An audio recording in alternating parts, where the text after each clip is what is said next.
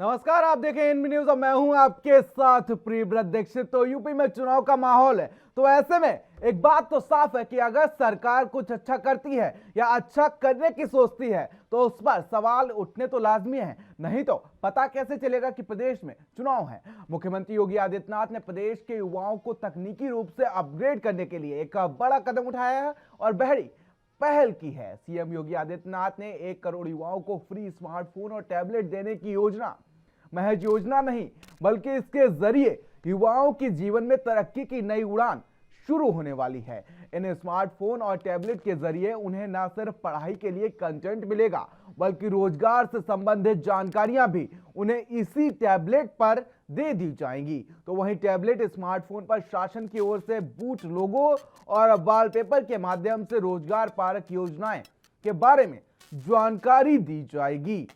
तो अब योगी सरकार की फिलहाल मंशा साफ है, क्योंकि जिस तरीके से यूपी में पूरी तरीके से चुनावी बिसात बीत चुकी है और सीएम योगी आदित्यनाथ लगातार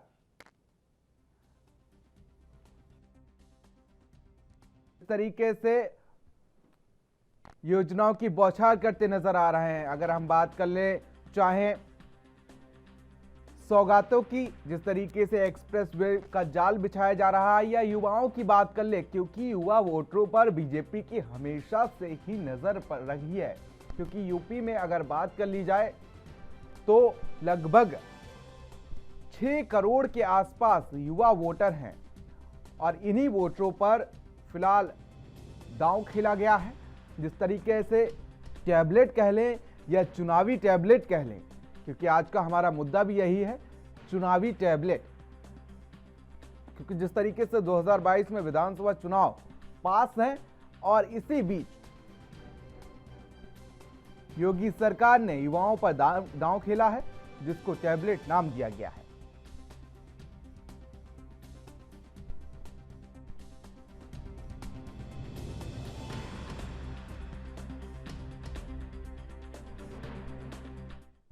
और फिलहाल इसी पर आज करेंगे हम चर्चा और हमारे साथ एक अच्छा खासा पैनल हमारे साथ मौजूद है। आपको बता दें कि हमारे साथ शुभेंदु शेखर अवस्थी मौजूद हैं, ये प्रवक्ता हैं बीजेपी से और बेबाक अंदाज के लिए जाने जाते हैं। और साथ ही हमारे साथ राजनीतिक विश्लेषक, तमाम मुद्दों पर जानकार हमारे साथ अनुराग तिवारी जी हमारे साथ जुड़े हुए हैं और साथ ही विपक्ष में अहम भूमिका निभाने वाले नगेंद्र सिंह हमारे साथ मौजूद हैं। आप सभी का बहुत बहुत स्वागत है एनबी न्यूज पर। सबसे पहले राजनीतिक विश्लेषक अनुराग तिवारी के पास चलते हैं और उनसे जानते हैं कि आखिर जिस तरीके से यूपी में विधानसभा चुनाव है और ऐसे में बीजेपी ने एक दांव खेला है, जिसको कह सकते हैं युवाओं को गिफ्ट या स्मार्ट योजना जिसे कह सकते हैं, तो ऐसे में युवा वोटरों को साधने की जिस तरीके से बीजेपी की तैयारी है और इस पर लगातार हमले भी होते नजर आ रहे हैं। अनुराग तिवारी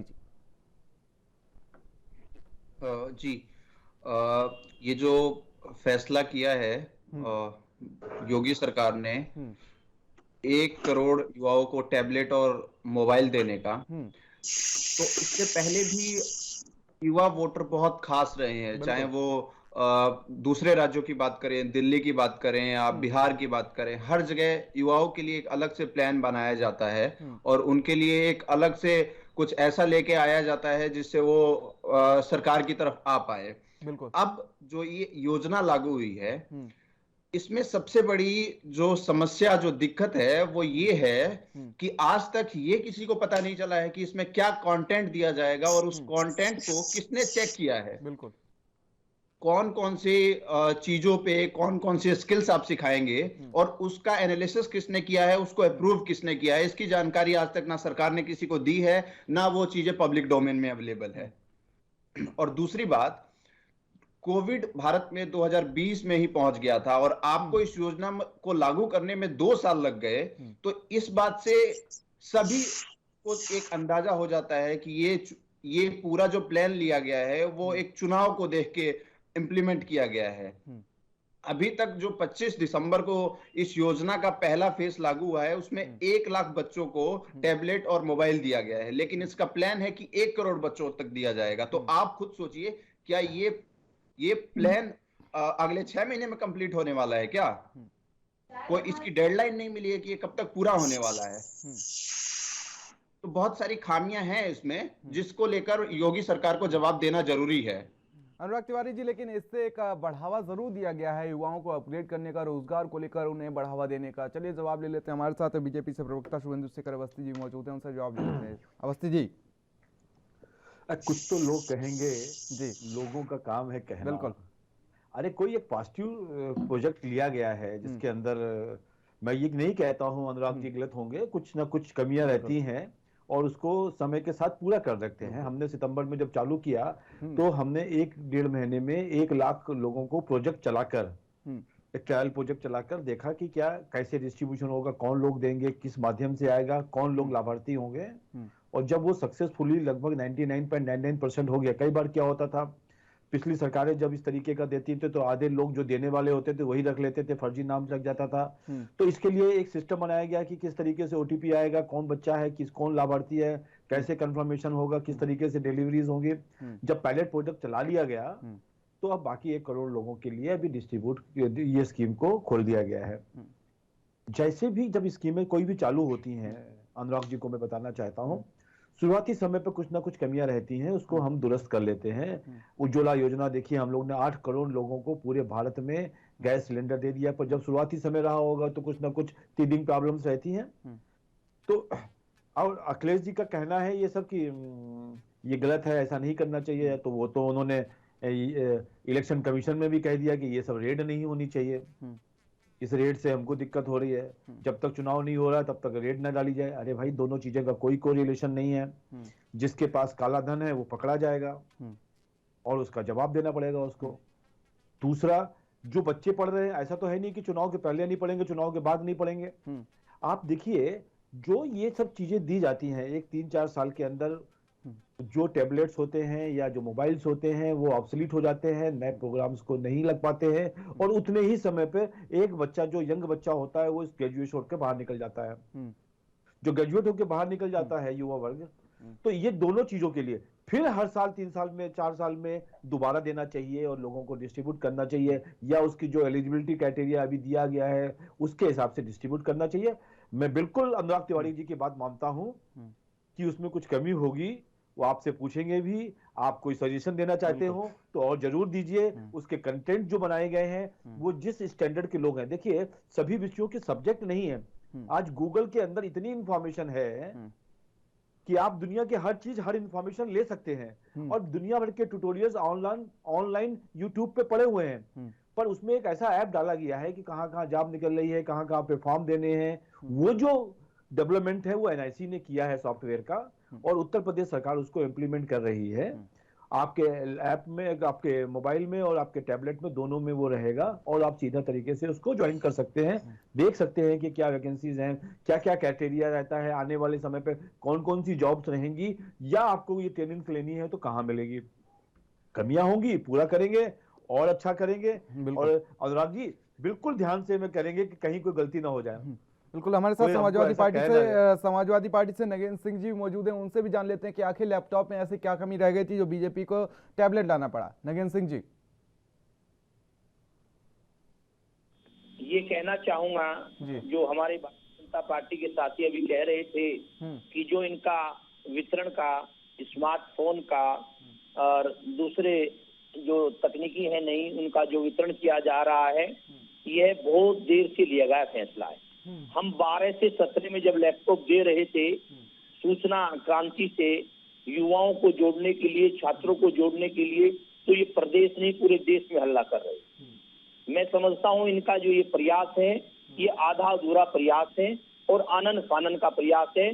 जैसा कि अभी कह रहे थे कि उसमें कमियां रहेंगी, कमियों को सुधारेंगे। इसका मतलब चुनाव को देखकर इनका ये निर्णय है। और ये बिल्कुल सच है कि तकनीकी जो होती है वो अपडेट होती रहती है। ऐसा नहीं है, एनआईसी ने जो ऐप डेवलप किया है रोजगार के लिए, अब ये भी कह सकते हैं कि एनआईसी हमसे पहले काम ही नहीं कर रही थी। तो जो हम लोग कर रहे थे, ये उससे सबक अब जब 5 साल होने को है, जब लेना चाहिए था। मेरा इस संबंध में ये कहना है, जो 12 से 17 के समय में लैपटॉप की जो योजना थी, उसको 17 से 12 में भी सशक्त लागू रखना चाहिए था। और ये चुनाव के मद्देनजर आनन फानन में बिना किसी प्लानिंग के किया जा रहा है। अब या तो ये कहना चाहते हैं कि 5 साल में जैसे कि चुनाव आते हैं, तकनीकी बदल जाती है, तो अब ये कहेंगे कि हम 5 साल के अंत में दे रहे हैं और जनता इनको सत्ता देगी नहीं, तो ये कहेंगे 5 साल बाद फिर हम अपडेट कर देंगे। आपको तो फरवरी में ही जनता अपडेट कर देगी, मार्च में अपडेट कर देगी, तो आप क्या अपडेट करोगे? तो इस तरह की लोक लुभावनी योजनाएं चुनाव से पूर्व इन्होंने शुरुआत की है, जबकि जो एजेंडे में पहले कहा था अपने संकल्प पत्र में, अपने घोषणा पत्र में, उन चीजों को भूल रहे हैं। अभी ये जिक्र कर रहे थे हमारे राष्ट्रीय अध्यक्ष अखिलेश यादव जी का कि वो रेड पर टिप्पणी कर रहे हैं। वो रेड पर टिप्पणी नहीं कर रहे हैं, वो रेड के समय पर टिप्पणी कर रहे हैं, रेड जिस तरह से हो रही है उस पर टिप्पणी कर रहे हैं। लेकिन सबसे बड़ी दिक्कत भारतीय जनता पार्टी के लोगों को ये है कि ये विपक्ष को किसी भी प्रकार से सहन नहीं करते, जबकि इन लोगों को समझना चाहिए लोकतंत्र की जो खूबसूरती होती है वो विपक्ष से होती है। और ये इस तरह का नैरेटिव बनाते हैं, ये बिल्कुल ठीक है, ना मैं झुटला सकता ना आप झुटला सकते कि 17 में बहुत बड़ा बहुमत इन लोगों को मिला था और 19 में भी लोगों ने इनको स्वीकार किया, नकार नहीं चाहिए। लेकिन इनको ये भी समझना चाहिए कि 17 में समाजवादी पार्टी कितनी सीटों पे दूसरे नंबर पे थी। तो युवा का इनका एक खुद का मानना है, तिवारी जी निष्पक्ष व्यक्ति हैं, वो किसी दल से बिलोंग नहीं करते, वो भी कह रहे थे कि युवा में इनके प्रति नाराजगी है, उसको मैनेज करने का प्रयास किया जा रहा है। नहीं देखिए नगेंद्र सिंह जी, मेरा मुद्दा ये है कि जिस तरीके से यूपी में लगभग 14.40 करोड़ मतदाता हैं और इनमें से लगभग 45% जो मतदाता हैं वो 18 से 40 वर्ष के आते हैं, तो ऐसे में सिर्फ युवा वोटरों को लुभाने के लिए वादे किए जा रहे हैं या हकीकत में कुछ ऐसा ही है? हम अनुराग तिवारी जी से पूछ लेते हैं। अनुराग जी, जैसा मैंने पहले भी बताया था कि युवा वोटर बहुत महत्वपूर्ण होता है। बिल्कुल। और युवा वोटर को रिझाने के लिए, उनको अपनी तरफ लाने के लिए कुछ ना कुछ प्रयास करना जरूरी होता है और सभी पार्टियां करती है। बीजेपी अकेली ऐसी पार्टी नहीं है। आप समाजवादी पार्टी की बात देख लीजिए, आप दूसरी तरफ कांग्रेस की बात देख लीजिए, वो भी महिलाओं के लिए और युवाओं के लिए अलग अलग बातें कर रहे हैं, अलग अलग प्रोजेक्ट्स लेके आ रहे हैं। तो ऐसा होता रहा है। जरूरी ये है कि आप उस प्रोजेक्ट के तहत कितना फायदा दे पा रहे हैं। अब पिछली समाजवादी पार्टी ने जो लैपटॉप योजना दी है, आज तक इसके ऊपर कोई रिपोर्ट नहीं आई है कि उससे बच्चों को, उससे युवाओं को कितना फायदा हुआ है। तो आप एक्चुअल में राजनीति तभी कर पाएंगे, जब युवाओं के बीच में तभी जा पाएंगे, लोगों के बीच में तभी जा पाएंगे जब उसका एक ऑडिट रिपोर्ट आप साल दर साल दें। क्यों नहीं समाजवादी पार्टी अभी तक एक ऑडिट रिपोर्ट लेके आई है जिससे ये पता चले कि उस लैपटॉप योजना से बच्चों को कितना फायदा हुआ है, क्या कुछ उन्होंने उसका उपयोग किया है और अपने जीवन में, अपने करियर में उससे क्या लाभ लिया है। अनुराग जी, जिस तरीके से हमने देखा, मैं यही बात बीजेपी से भी कहना चाहूंगा कि अगले 6 महीने बाद अगर आप एक रिपोर्ट लेके आते हैं कि इससे क्या फायदे हुए हैं, क्या लाभ हुए हैं बच्चों को, तब एक्चुअल में माना जाएगा कि हाँ, आप युवाओं के बारे में सोच रहे हैं। लेकिन ऐसी राजनीति होगी तो मुझे लगता है कि बहुत क्रांतिकारी राजनीति होगी। अनुराग जी, हमने देखा भी था जिस तरीके से जो लैपटॉप बांटे गए थे समाजवादी पार्टी की सरकार में, या तो वो अभी कूड़े में पड़े होंगे, ठीक है, या सिर्फ मनोरंजन का साधन बनकर रह गए, या सिर्फ लोगों ने एक जो अवैध तरीके से जो मनोरंजन विभाग को भी चूना लगाया जाता है डाउनलोडिंग का, मेमोरी कार्ड डाउनलोडिंग का। आपको पता हो कि जब इंटरनेट का ज़माना अभी नहीं था, जब इतना डाटा नहीं मिलता था, तो लोग मेमोरी कार्ड्स में मूवीज़ डलवाते थे या बाकी जिस तरीके से मनोरंजन का साधन उपयोग करते थे, लोगों ने उस तरीके से उसको इस्तेमाल किया था और शायद लाभ नहीं ले पाया गया था उस लैपटॉप का, क्योंकि उस लैपटॉप की शायद प्रोसेसर इतना कम था या उसकी जो ग्राफिक्स कार्ड था वो इतना हाई नहीं था। तो जिस तरीके से क्या इस टैबलेट को लाने के बाद इस टैबलेट से भी लोग फायदा उठा पाएंगे या नहीं? अनुराग जी। जी, अभी मैंने एक रिपोर्ट देखी जिसमें यह बताया गया है कि इस पूरे लैपटॉप और जो टैबलेट देने की प्रक्रिया है उसमें इन्फोसिस बहुत बड़ा भागीदार है और टेक्नोलॉजी का जितना भी पार्ट है वो इन्फोसिस देख रहा है। अब मुझे आप ये बात बताइए कि एजुकेशन में इन्फोसिस का क्या दखल है?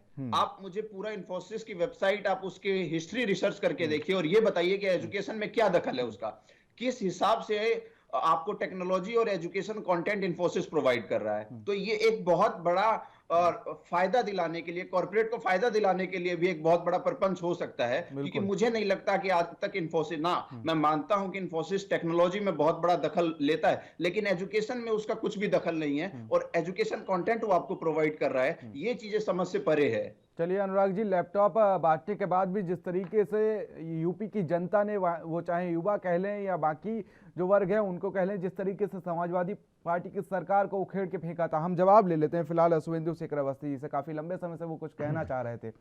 अवस्थी जी, देखो दो चीजें हैं। सबसे पहले तो मैं नगेंद्र जी को कहना चाहता हूं, जैसा इन्होंने कहा कि चुनाव आने वाले हैं तो इन्होंने लैपटॉप बांट दिए। आपको एक डाटा के साथ बताना चाहता हूं नगेंद्र जी कि 2013 मार्च को आपके अखिलेश यादव जी ने ये स्कीम चालू करी। उसके 1 साल के बाद पहला लैपटॉप डिलीवर हुआ बच्चों को, और जो बाकी टोटल मिला के 1,97,000 खाली लैपटॉप डिस्ट्रीब्यूशन हुआ। और वो जो लैपटॉप थे उस समय पर जब डिस्ट्रीब्यूट हो रहे थे वो आप ऑलरेडी ऑब्सोलीट मॉडल हो गए थे, जिसको कोई यूज करेगा तो कुछ ही दिन चलेगा, ज्यादा समय तक अपग्रेड भी नहीं हो सकता था उसकी मेमोरी उसके वो। ये खाली दिखाने के लिए आप लोगों ने किया था, जिसमें से 1,97,000 का डाटा है कि ये प्रॉपर्ली डिस्ट्रीब्यूट हुए, और वो भी किसी खास जाति के लोगों को, किसी खास लोगों को करने में ज्यादातर यूटिलाइज किए गए। मेरा ये कहना है, यहाँ मत करिए अवस्थी जी। नहीं, मेरी बात तो सुन लीजिए, मैं क्या कहना चाह रहा हूँ। मैं कहना चाह रहा हूँ कि उसमें जो डिस्ट्रीब्यूशन हुआ तो उन विधायकों के माध्यम से हुआ जो लोग, जिन विधायक, जहां पे उनकी पार्टी के विधायक थे और जहां पे उनकी पार्टी के विधायक नहीं थे वहां पे डिस्ट्रीब्यूशन हुआ ही नहीं। मैं आपको ये बताना चाहता हूं नगेंद्र साहब कि इस योजना में सबका साथ सबका विकास की बात कर रहे हैं। सभी जाति धर्म कौन से आया हुआ है वो यदि एलिजिबल है ऑनलाइन अप्लाई करेगा और उसको मिल जाएगा। हमने कोई ऐसा ही सिस्टम बनाया है कि उसका पहले सैंक्शंस होंगे ऑनलाइन पे और उसके बाद उसको डिस्ट्रीब्यूशन किया जाएगा। तो हम 1 करोड़ की बात कर रहे हैं, आपने 1,97,000 आपके डाटा के हिसाब से आपने टोटल डिस्ट्रीब्यूट कर पाए, और सबसे ज्यादा जो डिस्ट्रीब्यूशन हुआ 1,97,000 में इलेक्शन से 6 महीने पहले डिस्ट्रीब्यूट हुआ। कुछ नहीं हो पाया 6 महीने से लेके लास्ट 6 महीने में हुआ। तो आप ये तो ना कहो कम से कम कि चुनाव आ गया इसलिए डिस्ट्रीब्यूट कर रहे हैं, क्योंकि आपने भी वही किया था। हम वो नहीं कर रहे, क्योंकि हमने पहले टेस्ट किया है। हमने इन्फोसिस ने एक एजुकेशन डिपार्टमेंट बनाया है। अनुराग जी को मैं बताना चाहता हूं, हिंदुस्तान की सबसे बड़ी कंपनी जिसने बैंकिंग सॉफ्टवेयर, आज भी जितने भी बैंकों के सॉफ्टवेयर हैं वो इन्फोसिस डेवलप करती है। और आज जितना भी ट्रांजैक्शंस हो रहे हैं बैंकों के, सभी मल्टीनेशनल बैंकों के, नेशनल बैंकों के और एसबीआई के, वो इन्फोसिस उसको मेंटेन करती है, उसका सर्वर रूम मेंटेन करती है और इसकी इंफॉर्मेशन करती है।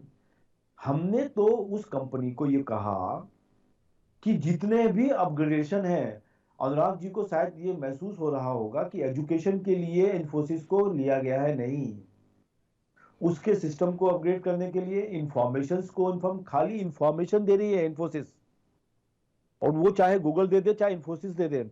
एजुकेशन के लिए कोई भी कंटेंट डेवलपमेंट का काम इन्फोसिस नहीं कर रही है अनुराग जी। उसने एक थर्ड पार्टी को डेवलप किया है जो एक एनजीओ है, वो बहुत समय तक भारत के लिए बहुत सारे डॉक्यूमेंटेशन बनाता है, पेपर्स बनाता है और एजुकेशन कंटेंट को ऑनलाइन डिलीवर करता है। उसके साथ उनका टाई अप हुआ है, वो ऑनलाइन का खाली प्लेटफॉर्म देगा इन्फोसिस। और जब प्लेटफॉर्म देने में वर्ल्ड की सबसे बड़ी कंपनी है इन्फोसिस, आपको जानकारी, मैं खुद आईआईटी कानपुर का हूं इसलिए मैं समझता हूं, आपको बता सकता हूं। जी जी जी, अनुराग जी बोलिए। मैंने पहले भी कहा था कि मैं इसका बहुत बड़ा पक्षधर हूं कि इन्फोसिस एक अच्छी कंपनी है और टेक्नोलॉजी में अच्छा उसका प्रभाव है, लेकिन आपने ये नहीं बताया कि उस कंटेंट का ऑडिट, उस कंटेंट का एनालिसिस, उसका क्रॉस चेक किसने किया है, कौन सी ऐसी टीम थी जिसने किया है और अप्रूव किया है, इसकी कोई जानकारी नहीं है पब्लिक डोमेन में। क्या देने वाले हैं आप लोग? मैंने बहुत रिसर्च किया, मुझे ये पता चला कि आप लोग उसमें कंटेंट दे रहे हैं और उसके अलावा आप जॉब की जानकारी दे रहे हैं, लेकिन क्या कंटेंट दे रहे हैं? और उसके अलावा एक और चीज मैं बता दूं कि ये जो पहला फेस है लैपटॉप और टैबलेट बांटने का, उसमें आप लोग केवल और केवल फाइनल ईयर के, जो ग्रेजुएशन में फाइनल ईयर या मास्टर्स में फाइनल ईयर के बच्चे हैं, उन्हीं को प्रोवाइड किया जा रहा है। तो क्या पैमाना रहा है कि आप लोग पहले उन्हीं को दे रहे हैं? क्यों नहीं ग्रेजुएशन फर्स्ट ईयर से ये चीजें लागू की गई है? जी जी जी देखिए, मैं जवाब देता हूँ। जी जी जो वैक्सीन दी जा रही थी तो 60 साल से ऊपर वालों को पहले दी गई, क्योंकि उनको ज्यादा जरूरत थी। जो फाइनल ईयर के स्टूडेंट्स हैं उनको अभी कॉम्पिटिशन्स में पार्टिसिपेट करना है, और ये एक साथ तो ऐसा नहीं हो सकता कि भारत उसके सभी लोगों को 1 करोड़ लोगों को एक साथ दे दिया जाएगा। 4 करोड़ को तो एक समय लगेगा। तो उसकी एलिजिबिलिटी क्राइटेरिया में रखा गया कि जो फाइनल ईयर के स्टूडेंट्स हैं पहले मतलब उनको दिया चुनाव के जाएगा, बाद तक चलेगा ये उसके बाद प्रोसेस? जो थर्ड ईयर के होंगे, सेकेंड ईयर वाले और फिर फर्स्ट ईयर वाले। ये प्रोसेस है। किसी को पहले देना, आप सोचो फर्स्ट ईयर वाले को पहले दे दो, अभी वो बेसिक सब्जेक्ट पढ़ रहा है, हिस्ट्री पढ़ रहा है, वो और सब्जेक्ट पढ़ रहा है, या इंजीनियरिंग कॉलेज में स्टूडेंट है, वो फिजिक्स केमिस्ट्री मैथ पढ़ रहा है, उसको उतनी रिक्वायरमेंट नहीं है। पर फाइनल ईयर का स्टूडेंट जिसको अभी कंपटीशन फेस करना है इसी साल में, उसके लिए ज्यादा उपयोगी होगा, इसलिए ऐसा किया गया है। इसमें कोई गलती नहीं है अनुराग जी, हर चीज में कोई गलती मत निकालो। मैं ये कह रहा हूं कि सबको देना है। पहले फाइनल ईयर को देना ज्यादा जरूरी था, इसलिए दे दिया गया है। पहले बच्चा जब बड़ा होता है, जिस बच्चे को ज्यादा आवश्यकता होती है, उसको घर में लाके पहले आप लैपटॉप देते हो ना। जो बच्चा अभी स्कूल में पढ़ रहा है उसको बाद में दे दोगे।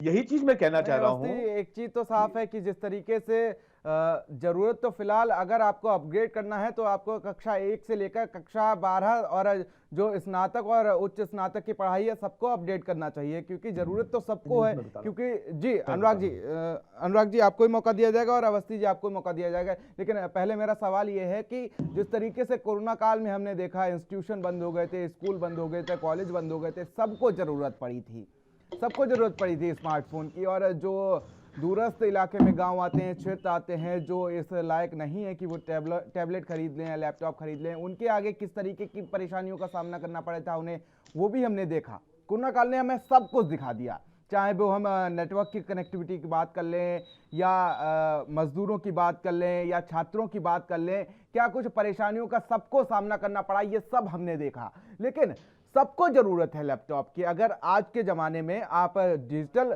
पढ़ाई करवा रहे हैं या पढ़ाई को अपग्रेड कर रहे हैं, तो मुझे लग रहा है कक्षा 1 से लेकर आप स्नातक की बात कर लें या उच्च स्नातक की बात कर लें या पीएचडी की बात कर लें, जो भी स्कॉलर है सबको फिलहाल आज की डेट में लैपटॉप या टैबलेट की ज़रूरत ही पड़ती है। तो ऐसे में ये क्राइटेरिया ज़रा समझ से परे हो रहा है कि आपने सिर्फ फाइनल ईयर वाले छात्रों को रखा। दीक्षित जी, जब हमने इसका प्रोजेक्ट बनाया तो आपने अभी खुद ही बताया कि 14-15 करोड़ लोग या 22 करोड़ लोग ओवरऑल यूपी में रहते हैं, जो पॉपुलेशन है। उस पॉपुलेशन में युवा वर्ग को देना है। युवा को हम जो समझते हैं वो हम समझते हैं कि 11वीं 12वीं का बच्चा या उसके बाद जो ग्रेजुएशन कर रहा है। अभी ये जो प्रोजेक्ट है युवा वर्ग के लिए है, जो किशोर अवस्था में है या तरुण अवस्था में आए हैं। मतलब वो यदि 16 साल से लेके 28 साल के बीच की आयु के लोगों को हम टारगेट करके दे रहे हैं पहले फेज में। अगले फेज में युवाओं के अलावा और भी स्कूलों में और भी जगहों पर जहां जहां देने की आवश्यकता होगी जरूर दिया जाएगा। पर कहीं से स्टार्ट है, इसको तो अनुराग तिवारी जी को कहना चाहिए, हाँ ठीक है, अच्छा काम किया है, नहीं अच्छा काम किया है, बिल्कुल अच्छा काम किया है। लेकिन ये बीजेपी वही है अवस्थी जी जो लैपटॉप पर सवाल उठा रही थी, तब भी वो अच्छा ही काम हुआ था। शुरुआत तो कहीं ना कहीं से हुई थी अवस्थी जी। हाँ देखो, हम विपक्ष में हैं तो हम विपक्ष का अच्छा व्यक्ति की तरह, अच्छे पार्टी की तरह और अच्छे विपक्ष की तरह। लेकिन विपक्ष का एक ये मुद्दा नहीं होता है अवस्थी जी कि अच्छा काम हुआ उस पर भी आप सवाल उठाएं। नहीं, शायद अब वही होता है ना, जैसा आप बोओगे वैसा ही काटोगे। तो अब आप अच्छा काम कर रहे हैं तो विपक्ष आप पर सवाल उठा रहा है। नगेंद्र सिंह जी से पूछ लेते हैं। नगेंद्र सिंह जी। दीक्षित जी, ये कहना चाहूंगा, तो ये तो भारतीय जनता पार्टी ने मान लिया है कि जो हमारी 12 से 17 की सरकार में लैपटॉप वितरण का कार्यक्रम था वो एक अच्छा कार्यक्रम था। जो ये अभी कमियां गिनवा रहे थे, जो उसके पैरामीटर थे वो गवर्नमेंट की वेबसाइट पे थे। उसमें मेरिटोरियस, गरीब बच्चे, इस तरह के पैरामीटर थे। मैंने या किसी सज्जन पुरुष ने ये नहीं पढ़ के आज तक बताया कि अमुक जाति या अमुक क्लास के लोगों को दिए जा रहे थे। दूसरी बात, जब ये कह रही थी वो तकनीकी जो है अपडेट नहीं थी, तो इनको 17 में आके अपडेट तकनीकी के लैपटॉप बांटने चाहिए थे। और विशेष रूप से चलो 17 में भी भूल गए थे, तो जो कोरोना की 2 लहर हो चुकी है, तीसरी आ रही है, जहां एक आम व्यक्ति को और छोटी से छोटी क्लास और गरीब व्यक्ति को भी स्मार्टफोन की, एंड्रॉइड फोन की और लैपटॉप की अपने बच्चों की पढ़ाई के लिए आवश्यकता बनी।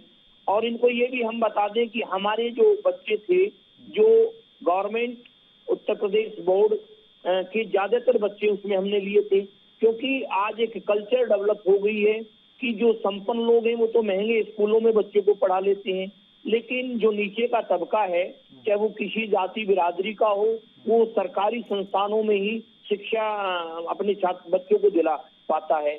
तो इन लोगों को ये समझना चाहिए था कि जो हल्ला कर रहे थे, हल्ला कम कर रहे नहीं करना चाहिए था, और इस जो टैबलेट और स्मार्टफोन के वितरण से पहले बड़े मन से इनको स्वीकार करना चाहिए था कि हम उस समय में सत्ताधारी दल की आलोचना गलत कर रहे।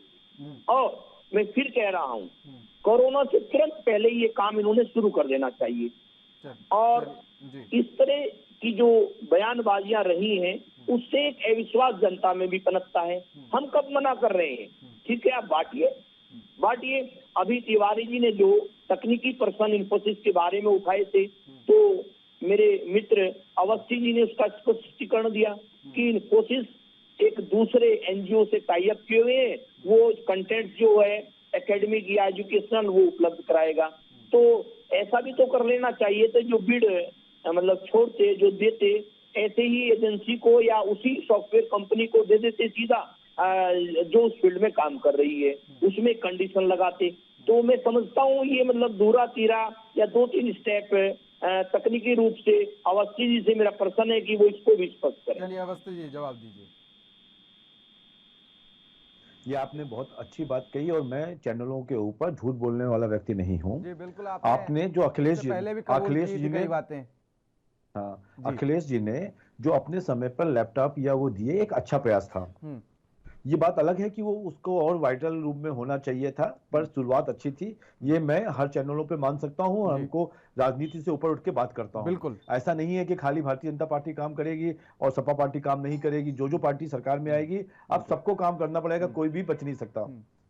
दूसरी चीज जो आपने प्रश्न पूछा कि इंफोसिस की जो कंपनी है, उसका एक अपना बहुत बड़ा एनजीओ है जो एजुकेशन में काम कर रहा है। और इंफोसिस अपने आप में एक ऐसा प्लेटफॉर्म बनाने की, ये एक टेक्निकल वर्ड है, प्लेटफॉर्म होता है जिसके ऊपर सभी सॉफ्टवेयर चलते हैं, वो प्रोवाइड कर रही है। और विश्व की सबसे बड़ी कंपनी है, शायद अनुराग तिवारी जी को मालूम होगा इस तरीके के प्लेटफॉर्म को चलाने वाले, जिसमें एट ए टाइम यदि 2, 4, 10, 20 करोड़ लोग एक साथ काम करें, तब भी वो चीज सिस्टम हैंग नहीं होगा।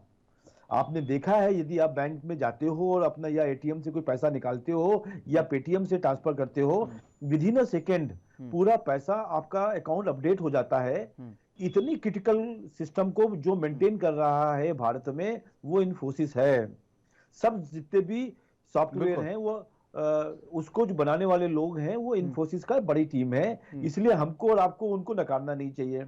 बिल्कुल, एजुकेशन में वो अलग अलग सब्जेक्ट अलग अलग जगह से लेके जो ऑलरेडी चल रहे हैं, कंटेंट जो डेवलप्ड हैं, जो अप्रूव्ड हैं वेरियस सरकारों के द्वारा, वो धीरे धीरे आएगा। अब आज समझ करिए, उत्तर प्रदेश में युवा जो पढ़ रहा है, वो लगभग 400 सब्जेक्ट पढ़ता होगा। कोई हिस्ट्री पढ़ रहा है, कोई हिंदी पढ़ रहा है, कोई टेक्नोलॉजी के सब्जेक्ट पढ़ रहा है, इंजीनियरिंग में भी कम से कम 20 विधाएं हो गई हैं। तो सब चीजों को हम पहले तैयार कर लें, उसके सब डेटा डेवलप हुए हैं। जो आप कह रहे हो कि ये सब चीजें नहीं हुई, आप एक बार जब लैपटॉप या टैबलेट आ जाएगा, तब देखिएगा आपका जो वर्जन है, किस चीज में आपका इंटरेस्ट है, उस सब टॉपिक्स उसमें ऑटोमेटिकली उसमें आएंगे। और ये भी आएगा कि ये टॉपिक इसमें डाल दिया गया, आप पढ़ना चाहें तो पढ़ सकते हैं, अपडेट आएंगे। दूसरी चीज, ये एक आपको मैं बता देना चाहता हूं, of the channel, on the channel, दोनों में, कि प्रधानमंत्री एक बहुत बड़ी योजना लाने वाले हैं।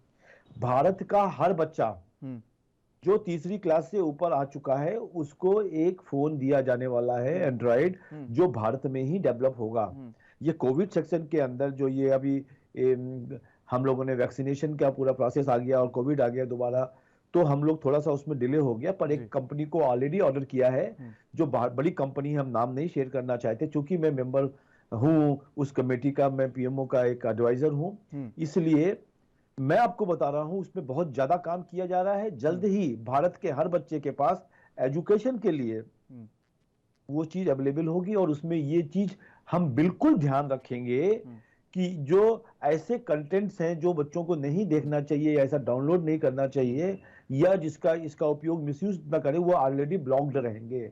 अवस्थी जी, मेरे तो आप जहन में एक सवाल था बड़े लंबे समय से कि आपने अपग्रेड करने पर तो बात कर ली, लेकिन क्या कनेक्टिविटी पर भी आपकी सरकार कुछ काम कर रही है? क्योंकि जिस तरीके से कोरोना काल में हमने देखा कि जिन लोगों को पास मोबाइल था, बच्चे ऑनलाइन क्लास ले रहे थे, छात्र छात्राओं को एक बड़ी विषम परिस्थितियों से गुजरना पड़ रहा था कि वहां पर नेटवर्क कनेक्टिविटी नहीं हो पा रही थी। नेटवर्क कनेक्टिविटी के चलते या तो वो क्लास में ज्वाइन नहीं कर पा रहे थे, ज्वाइन भी करवा रहे थे, तो जैसे तैसे वो क्लास कर पा रहे थे। तो क्या कनेक्टिविटी पर भी आपकी सरकार काम कर रही है, या सिर्फ जस के तस बस स्मार्टफोन इसलिए दिया जा रहा है कि बस युवा वोटरों को साधने की कोशिश की जा रही है? नहीं, मैं आपको बताना चाहता हूँ, आपके चैनल पे बताना चाहता हूँ, अश्विनी वैष्णव जी के साथ भी मेरी पिछले 10 दिन पहले एक टीवी चैनल की बड़ी डिबेट में अवेलेबल थे और पूरा उनका कार्यक्रम था, तो मैंने ऐसे ही उनसे चर्चा करी।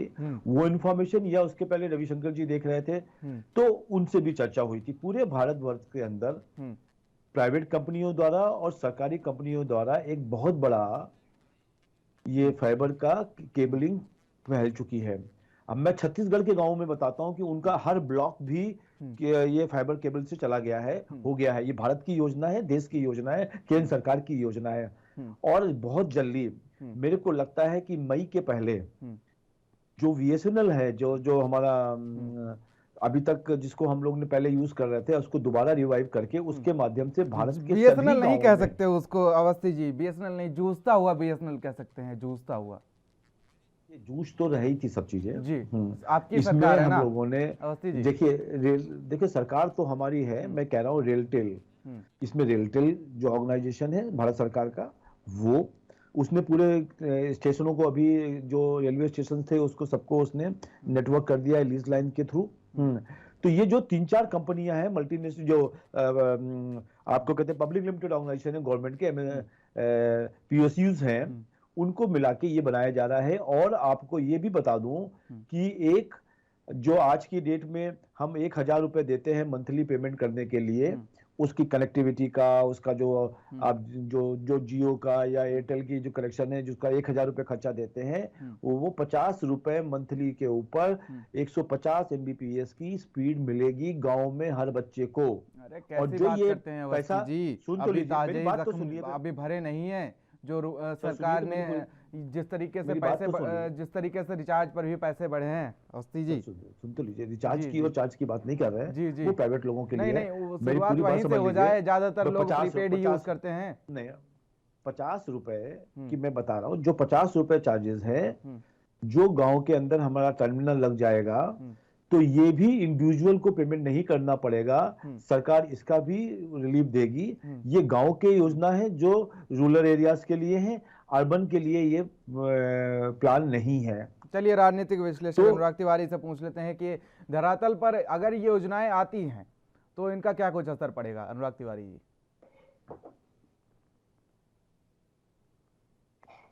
पहले भी कई ऐसी योजनाएं हैं बीजेपी की जिसकी बहुत तारीफ करता हूं, ऐसी बात नहीं है। मुझे बीजेपी की जो स्टार्टअप इंडिया है, या फिर आप स्टार्टअप के लिए जो काम किया जा रहा है भारत में, भारत के महानगरों में, उसकी मैं तारीफ करता हूं। और एक रिपोर्ट आई थी अभी 3 दिन पहले कि इस साल आईपीओ बाजार से, मतलब शेयर बाजार से जो कंपनियां हैं, 1 लाख करोड़ से भी ज्यादा रुपए जुटाई हैं, और ये आज तक का इतिहास है भारतीय शेयर बाजार का। तो ये बहुत बड़ी उपलब्धि है, मैं इसकी तारीफ भी करता हूँ। प्रवक्ता जी ये सोच रहे होंगे कि मैं तारीफ नहीं करता हूँ, कई ऐसी योजनाएं हैं जिनकी भरपूर तारीफ करता हूँ, और इसमें ये स्टार्टअप इंडिया एक योजना है। स्किल इंडिया का भी बहुत बड़ा योगदान है। लेकिन आप इसको मानिए कि इन योजनाओं का गाँव में असर नहीं है। आपको इस चीज को मानना जरूरी है। आप अगर दिल्ली, मुंबई, बेंगलोर में जाएंगे तो स्टार्टअप का कल्चर बहुत बड़े स्तर पे है। हर बच्चा उससे जागरूक है, उस चीज को लेकर अवेयर है, अपनी कोई नई योजनाएं लेकर एंजल इन्वेस्टर्स या वेंचर कैपिटलिस्ट के पास जाता है, फंड लेने की बात करता है, अपने आइडियाज को और बड़ा करने की बात करता है।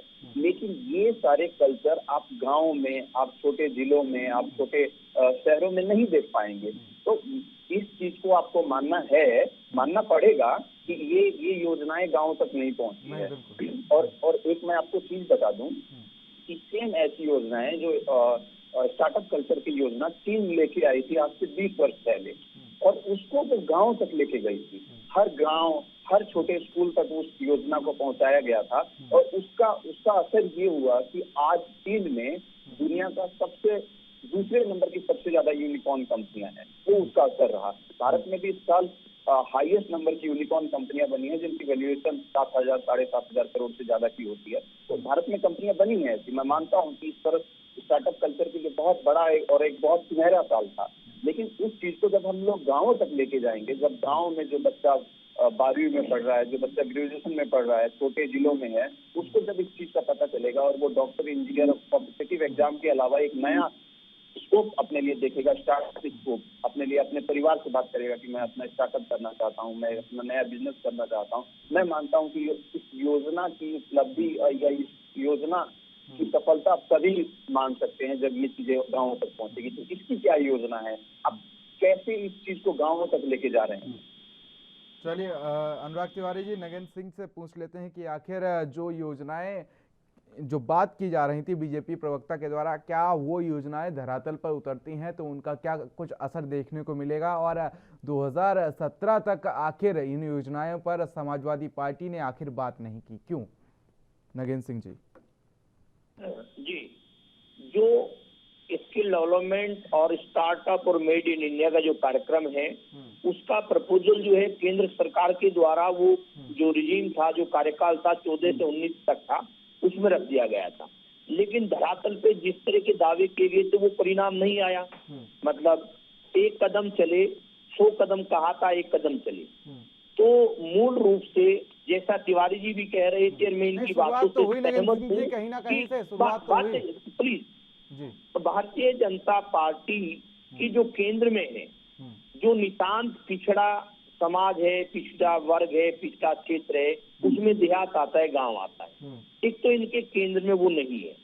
दूसरी बात, जो कनेक्टिविटी पर अवस्थी जी कह रहे थे बीएसएनएल को लेकर, तो इनका जो ध्येय है, जो पब्लिक अंडरटेकिंग है, इनके समय में उनकी हालत बदतर हुई है। जियो के माध्यम से बीएसएनएल को किस प्रकार से नीचे किया गया है, डाउन किया गया है, ये सब जितने एक्सपर्टी हैं, इकोनॉमिस्ट हैं या विशेषज्ञता हासिल करते हैं, वो आमतौर से चर्चा करते हुए आपको चाय की दुकान से लेकर और चैनल के वार रूम तक आपको देखने को मिलेगी।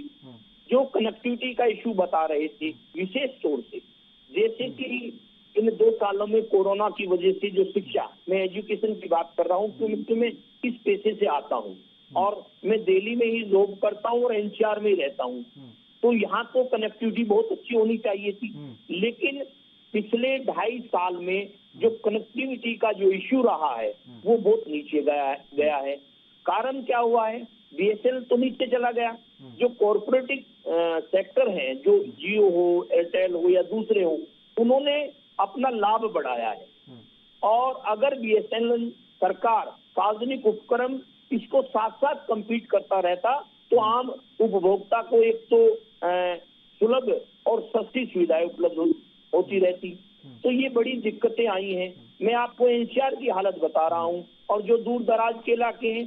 दूसरा, जो हमारे साथी भारतीय जनता पार्टी से कह रहे थे कि हम अभी इस तरह का फोन बनाने जा रहे हैं कि हर बच्चे को उपलब्ध होगा। स्वदेशी जागरण मंच बहुत दिन से आपसे संबंधित संगठन है, स्वदेशी की बात कर रहे थे। तो अगर भारतीय जनता पार्टी जो टैबलेट और स्मार्टफोन बांट रही है, अगर वो पूर्ण रूप से स्वदेशी होता तो निश्चित रूप से हम इसका स्वागत करते।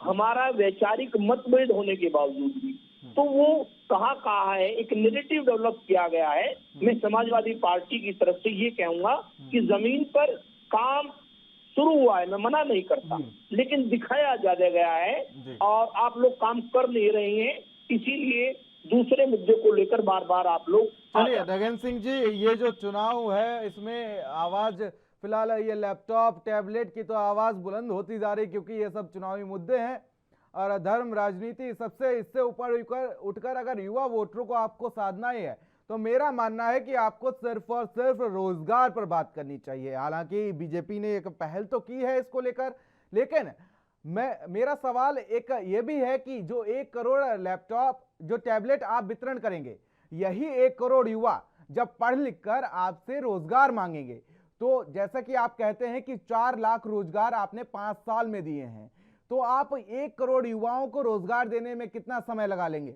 अनुराग तिवारी जी?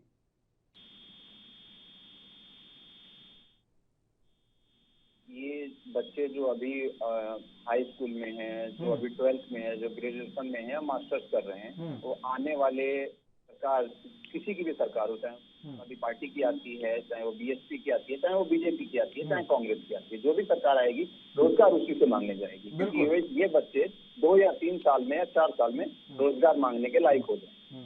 तो इसके लिए मुझे लगता है कि बीजेपी के पास, मतलब किसी भी सरकार के पास, आज की अगर सिनेरियो में देखा जाए, आज के टाइम में देखा जाए, तो किसी भी सरकार के पास इतने बड़े पब्लिक पावर को रोजगार देने की कोई योजना नहीं है। अगर है तो आप दोनों पार्टियां एक विस्तार तरीके से बता सकते हैं कि क्या योजनाएं हैं। मुझे लगता है कि ये आप दोनों पार्टियों के लिए बहुत फायदेमंद होगा। जो भी युवा सुन रहा है उसको लगेगा कि हाँ, एक ठोस आपके पास एक कॉन्क्रीट प्लान है रोजगार देने का। तो आप बिल्कुल इस चीजों को पब्लिक डोमेन में भी लेके आइए। सभी चुनावों से पहले एक चीज बोली जाती है कि हम लोग 10 लाख रोजगार देंगे, हम लोग 20 लाख रोजगार देंगे। ये आवाज अभी तक नहीं उठी है, ये आवाज अभी तक नहीं उठी है अनुराग तिवारी जी। जी बिल्कुल बिल्कुल। तो हर चुनाव में ऐसी बात होती है कि हम लोग इतने रोजगार देंगे, लाखों में बात होती है रोजगार देने की, लेकिन आज तक कोई भी ऐसी सरकार नहीं है जिसने ये बताया कि हम लोग ये रोजगार जनरेट कैसे करेंगे, किस सेक्टर में रोजगार देंगे। क्या ये सरकारी नौकरी होंगी, क्या ये प्राइवेट नौकरी होंगी, क्या ये खुद का व्यापार करने के नाम पे भी आप रोजगार कहेंगे। मतलब जो भी चीजें हैं उसका एक कॉन्क्रीट प्लान क्या है दोनों पार्टियों के पास, इसका जवाब देना चाहिए। और मुझे लगता है कि ये चीजें आपको अपने घोषणा पत्र में भी शामिल करना चाहिए। बहुत विस्तार से आपको इस चीज पे लिखना चाहिए। देखिए अनुराग तिवारी जी, चुनावी माहौल है तो ऐसे में रसगुल्लों की जो चुनावी रसगुल्ले हैं उनकी बौछार होना तो लाजमी बात है, चाहे वो रोजगार का हो या टैबलेट का हो या लैपटॉप का हो या जो फ्री बिजली फ्री पानी की व्यवस्था हो। देखिए रसगुल्ले फेंकने से अच्छा है आप युवाओं को रसगुल्ले खरीदने के लायक बना दें। तो रसगुल्ले खरीदने लायक तो बनाने पर कोई बात नहीं कर रहा है कि हाँ हम आपको रसगुल्ले फेंकेंगे, आप कैच कर लो, बस उन्हीं को बैठ के आराम से शांति से खाओ, ठीक है। उन पर बात नहीं की जा रही है, बात सिर्फ यहाँ ये हो रही है कि हम रसगुल्ले फेंक रहे हैं। अवस्थी जी, क्यों नहीं आप ऐसा कुछ कर रहे कि युवा आपके रसगुल्ले को जो खाएं तो उसके पैसे भी दें आपको?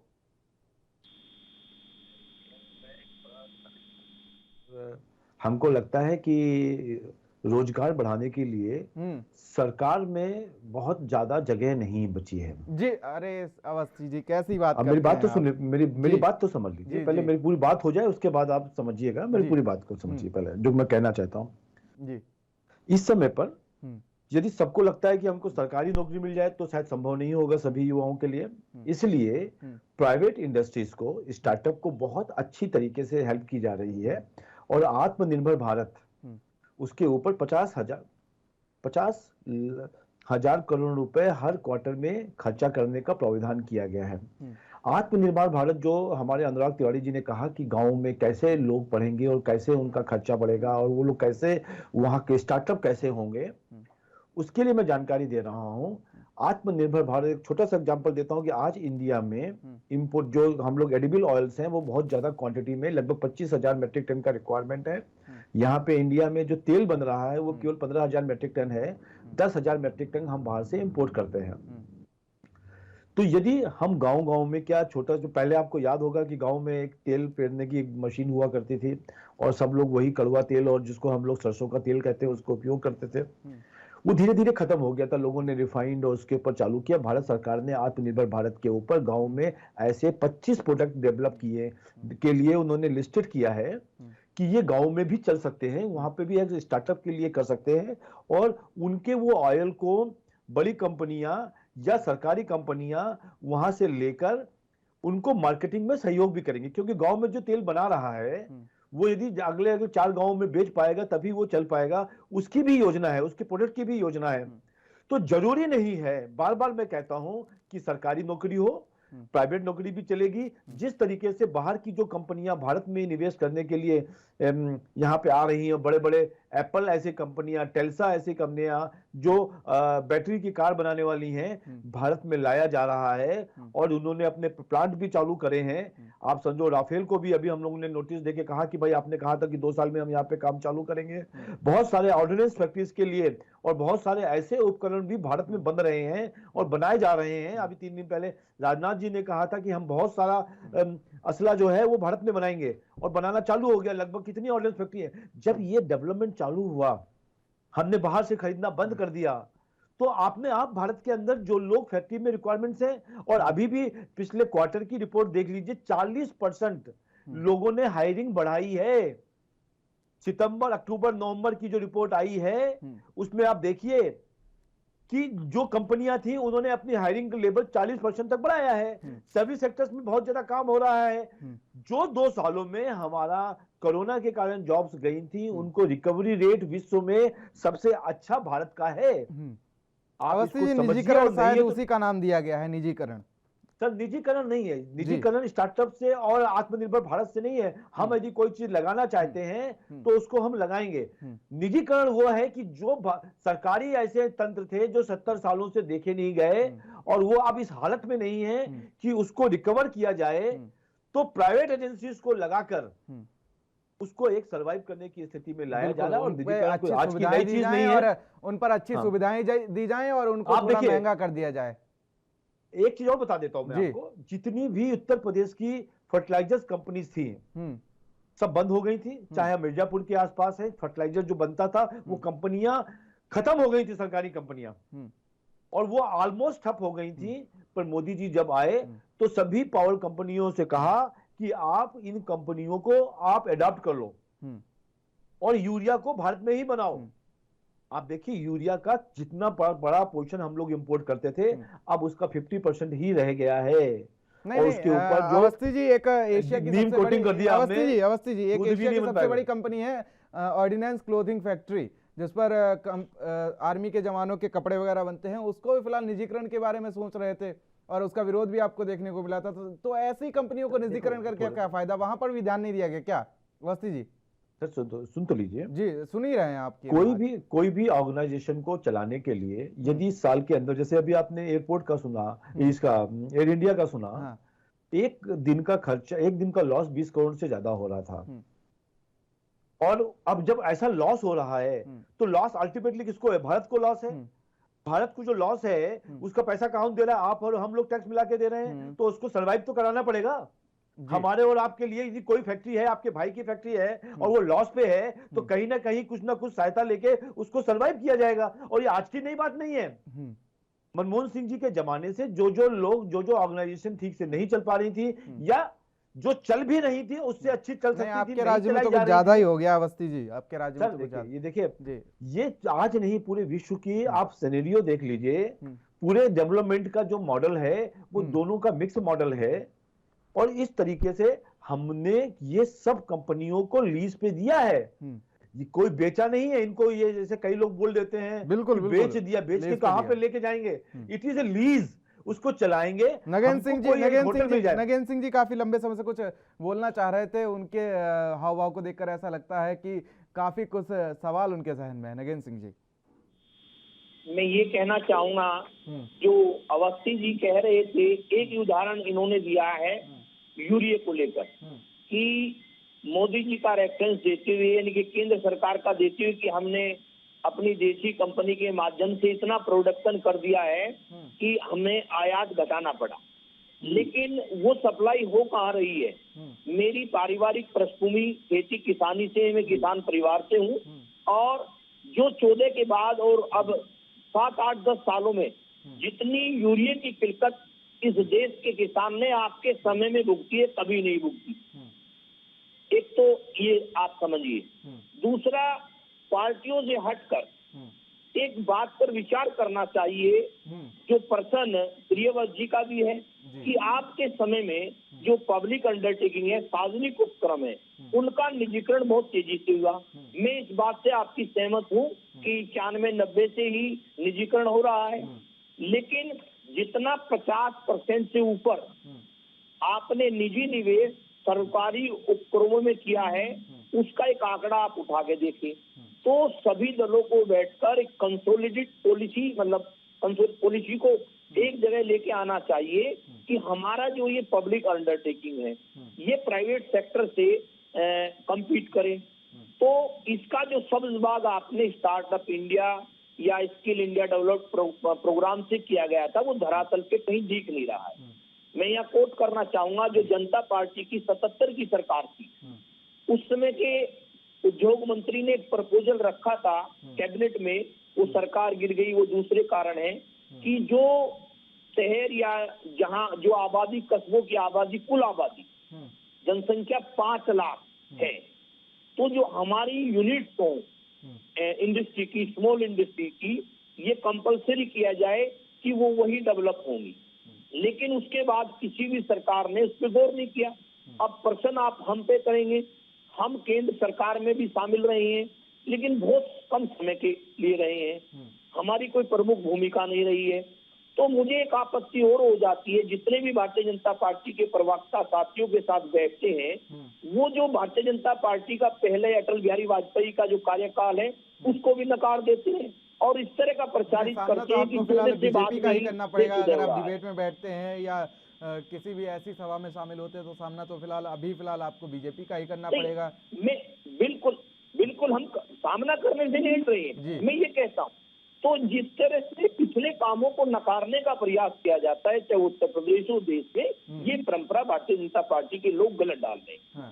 और फिर मैं कहूंगा सर्वदलीय जो एक बहुत सारे मुद्दे ऐसे होते हैं जिन पर सर्वदलीय बैठकें होनी चाहिए, उस चीज को भी इन लोगों ने अवॉइड किया है। तो यहाँ आपत्ति हो जाती है विपक्षी से आने के नाते। और वो जो आपत्ति है, नगेन सिंह जी वापस लौटेंगे, अनुराग तिवारी से जवाब ले लेते हैं। अनुराग जी, दो बातें हैं। पहली, जो बीजेपी के प्रवक्ता ने बोला था कि